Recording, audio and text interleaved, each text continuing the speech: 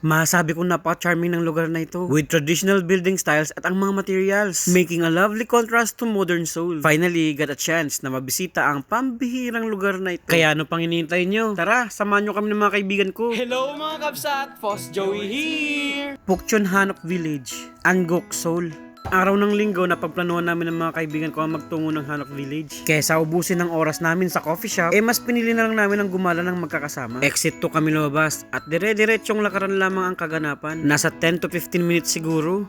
Bago mo marating ang Hanok Village, nagkalat sa tabi-tabi yung mga bilihan ng mga souvenirs. At napansin ko rin yung mga coffee shop, magkakatabi sila. Masabi nga palang the most famous, the most visited, and one of the biggest tourist attraction in Korea, ang Pukchon Hanok Village na ito.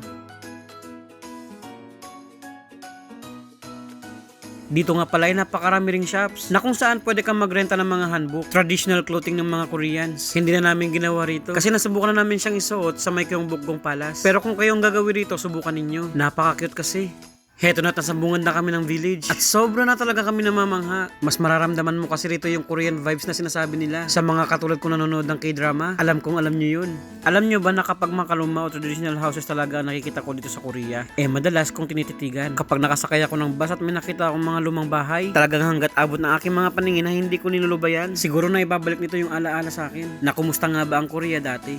Heto na nga pala kami sa pinakamagandang spot. Bago pa namin simulan ng mga picture takings namin, isang advice lamang mga kabsat. Para ito sa mga bibisita ng village. Respect all the time, bawal ang maingay. As Pukchon Hanok Village is an actual neighborhood with people's homes.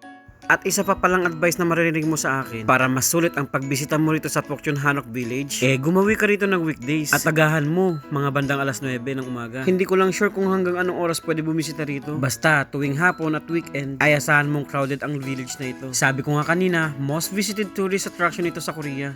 May mga sign nga pala sa gitna ng daanan na nagsasabing magandang spot for photoshooting. I-jump shot nyo mga kabsat. Galingan nyo sa bawat pose. Pero bukod doon, itong mga gates nila. Pero not sure sa gate kasi pinto nito sa amin. Huwag nyo lang talaga katukin. Kasi baka pagbuksan nila kayo at aalukin bigla ng kape.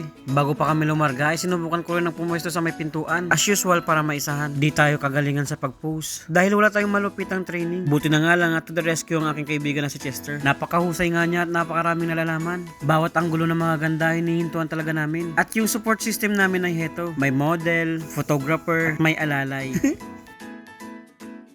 Isa pang magandang ganap dito ay heto. Yung bigla ka na lang lalabas sa taaktong naliligaw ka, dito kami pinaka nagtagal. Kasi may mga tumitigil sa mismong dadaanan namin. Para malaman nilang mayroong shooting na nagaganap, ay malakas naming sambit ang 1, 2, 3 action. Maaalarma sila at magmamadaling gigilid. Puro kami pasaway dito. At napagod ang mga artista. Napakaganda ng pagkakagawa. Ngunit karamihan nga pala sa mga ito ay mga restored lamang. Pero sikat pa rin matuturing na tourist destination. Bagay marahil na nagkukos ng friction sa mga residente na nakatira rito.